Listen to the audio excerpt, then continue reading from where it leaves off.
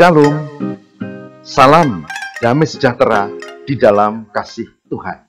Sungguh kebahagiaan yang luar biasa kita meneruskan berjumpa di saudara. Saya hari ini akan mengajak untuk membahas satu tema yang sangat penting, yaitu menghayati makna Rabu Abu. Menghayati makna Rabu Abu. Mengapa ini penting? Karena banyak yang melakukan tapi kurang penghayatan. Ada juga yang menghayatinya lumayan, tapi malah tidak melakukan. Dan hari ini kita mengajak untuk menghayati makna Rabu Abu dan melakukan dengan meneruskannya pada gerakan puasa Prapaskah. Mari kita perhatikan satu kesaksian dari kitab Mazmur 102 secara keseluruhan. Tetapi saya akan bacakan nasnya yang penting buat saudara kita semua.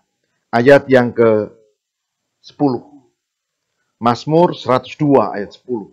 Yang demikian firman Tuhan. Sebab aku makan abu seperti roti dan mencampur minumanku dengan tangisan.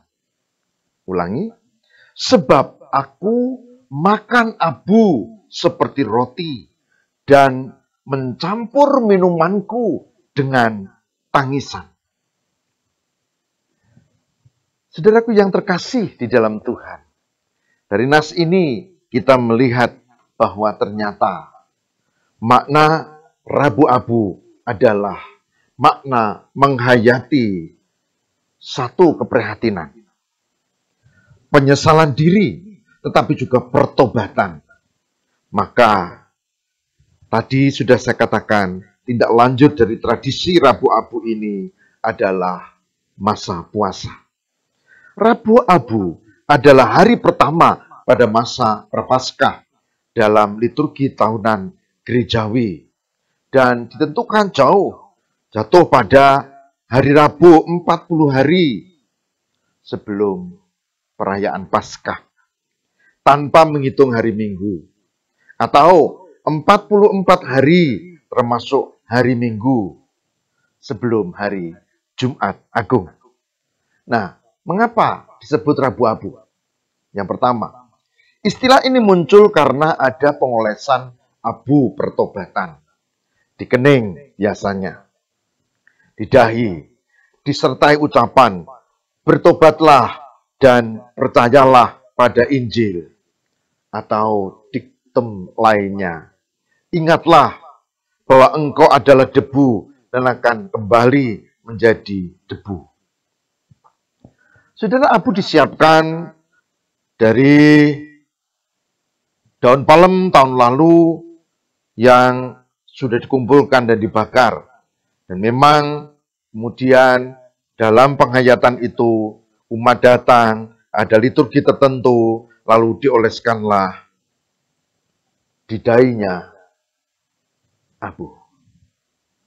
Saudara, nas kita mengatakan, sebab aku makan abu seperti roti dan mencampur minumanku dengan tangisan. Mazmur 102 ayat 10.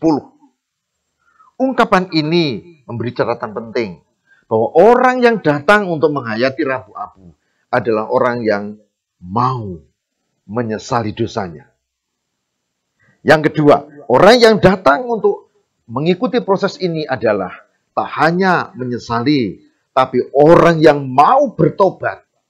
Ada orang yang menyesal tapi tidak bertobat. Kapok Lombok atau orang Jawa. Jadi dia mengulang lagi kesalahan, dosa-dosa yang sama. Tidak. Menyesal dan bertobat. Lalu yang ketiga, tak hanya menyesal dan bertobat. Maka yang ketiga adalah orang yang datang dalam ritual Rabu Abu adalah orang yang sungguh-sungguh mohon pengampunan Tuhan dan tuntunan Tuhan di dalam Yesus supaya menjalani hidup yang lebih baik setelah makin lama makin tua, setelah menghayati Rabu Abu dan setelah Roh Kudus memimpin. Oleh sebab itu, saudara, pada masa ini, pada masa Rabu Abu, kita diingatkan akan kefanaan kita. Saya bisa berkata, oh saya sehat. Ya, tapi bukankah saya itu juga mudah sakit. Orang yang sehat naik motor, des, jatuh. Bisa meninggal, bisa cacat, bisa harus masuk rumah sakit meskipun tidak meninggal. Kita ini fana, maka kita diingatkan akan kefanaan kita. Meskipun kita masih muda, umur 15 sampai 59 tahun misalnya. Kalau pensiunnya 60, kalau pensiunnya 56 ya menyesuaikan. Tapi umur 18 sampai usia lansia atau lanjut usia atau adiuswa, biasanya gereja menghimbau supaya untuk datang di Rabu Abu dan meneruskannya dengan puasa. Supaya apa? Ingat akan kefanaan diri. Kita tidak tahu apa yang akan terjadi nanti, bahkan besok atau apalagi minggu depan, tidak tahu. Tapi kita tahu bahwa kita ini lemah dan kita membutuhkan pertolongan Tuhan. Dan kita tahu hanya Tuhanlah melalui Roh Kudus-Nya yang menolong kita untuk hidup di dalam jalan Tuhan, jalan damai sejahtera.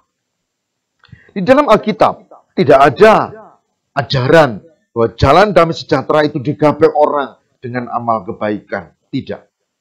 Tidak ada juga jalan kebaikan dengan mengikuti ritual-ritual agama dan agama yang menyelamatkan. Tidak. Di dalam firman Tuhan yang benar bahwa keselamatan oleh karena Tuhan, bukan oleh karena agama. Dan Tuhanlah melalui Roh Kudus yang menolong kita. Oleh sebab itu, Bapak Ibu, kalau mau menjalani Rabu Abu, jalani dengan tulus. Menyesal atas kelemahan dan dosa. Jalani dengan pertobatan. Tak cukup menyesal, tapi pertobatan. Dan jalani dengan kesungguhan. Bahwa Tuhan yang menolong, yang menyertai kita untuk bisa menjalani kehidupan di dalam penyertaan Tuhan. Jadi, Rabu Abu bukan sekedar ritual. Itu adalah simbol. Dan simbol bermakna kalau kita memberi makna. Oleh sebab itu, yang datang dalam Rabu Abu akan diberkati kalau dia tidak sekedar ritual. Tapi dia datang dengan penuh kesungguhan. Selamat merayakan Rabu Abu. Tuhan memberkati. Mari kita bersama berdoa. Ya Tuhan, ya Allah kami yang berkarya di dalam Mesias, Juru Selamat kami Tuhan Yesus Kristus.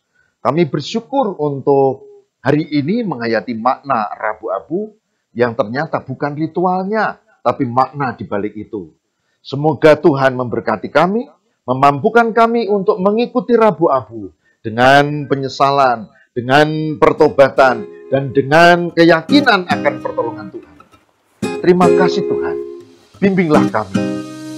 Di dalam nama Tuhan Yesus Kristus, kami berdoa dan mengucap syukur. Amin.